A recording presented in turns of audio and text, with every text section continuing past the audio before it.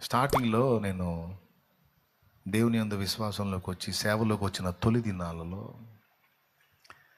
నేను అనుకునేవాడిని, కొంతవరకు నేను నీతిగా ఉన్నాను కాబట్టి దేవుడు నన్ను దీవించాడు, కొంతవరకు నేను పరిశుద్ధంగా, పవిత్రంగా, యథార్థంగా, మంచిగా అన్ని క్వాలిటీస్లో పర్ఫెక్ట్గా ఉన్నాను కాబట్టి దేవుడు నాకు తోడై ఉన్నాడు, నేను ఇలా ఉన్నాను కాబట్టి దేవుడు నన్ను దీవించాడు, నేను అలా ఉన్నాను కాబట్టి దేవుడు నన్ను దీవించాడని తరచుగా అనుకునేవాడిని.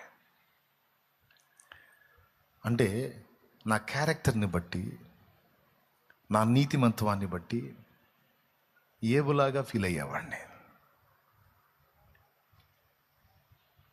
అంటే నేను రెండో యేసు ప్రభులాగా అసలు నిలువుటంగి ఒకటే తక్కువ, దేవునికి స్తోత్రం, హల్లెలూయా అన్నంతగా ఫీల్ అయ్యేవాడిని.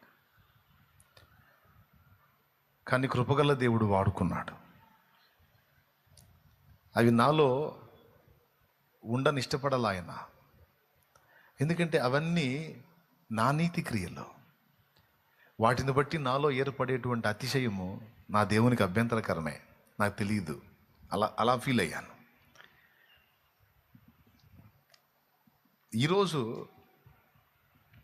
ఈరోజు ఏ కోశానో కూడా నేను దానికి ఒప్పుకోను. ఏ కోశాన, ఏ కోణంలో, ఏ విషయంలో కూడా నేను ఒప్పుకోను. అన్నా, మీరు చాలా కొంతమంది వచ్చి ప్రార్థన చేస్తుంటే కాలు మొక్కుతారు. నేనేదో మహానుభావుడిలాగా, గొప్పోళ్ళలాగా, పుణ్యాత్ముడిలాగా, రెండో యేసు ప్రభులాగా. అరే, దూతలే కాళ్ళు మొక్కితే ఒప్పుకోరు, నాకెట్ట కాలు మొక్కుతారండి?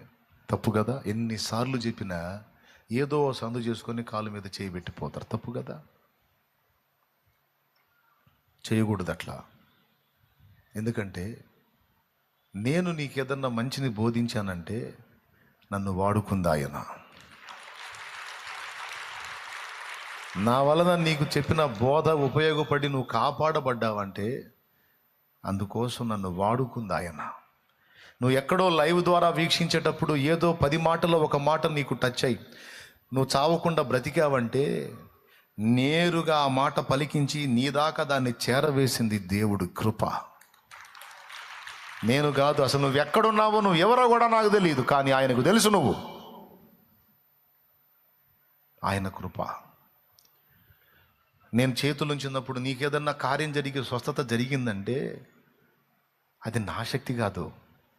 నన్ను వాడుకొని నేను చేతులుంచినప్పుడు ఈ చేతులు ఆయన చేయించి నిన్ను తాకింది ఆయన, నీతో మాట్లాడింది ఆయన, నిన్ను బలపరిచింది ఆయన, ప్రోత్సహించింది ఆయన, నేర్పించింది ఆయన. సమస్తం ఆయన కదా. నువ్వు నా పాదం ఎందుకు పట్టావు? నీ వెర్రితనం కదా.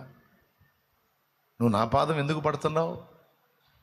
నాకు తెలుసు నేనేంటో, నేనేమై ఉన్నానో నాకు తెలుసు. నేను ఆయన పాదాలు పట్టుకొని ప్రతిరోజు వేడుకునేది నీ కృప తప్ప ఇంకొకటి ఏది లేదు ప్రభువా, నీ కృపే. ఎందుకంటే నేను అన్ని విషయాల్లో ఏదేది అతిశయ కారణంగా ఫీల్ అయ్యాను, అవన్నిటి విషయంలో దేవుడు నాకు పాఠాలు నేర్పాడు. అతిశయిస్తే ఒక్క నన్ను బట్టే తప్ప దేన్ని బట్టి కూడా నువ్వు విర్రవీగటానికి లేదురా బచ్చే అని నేర్పాడు నాకు. హల్లెలూయా, హల్లెలూయా. అతిశయించేవాడు ప్రభువునందే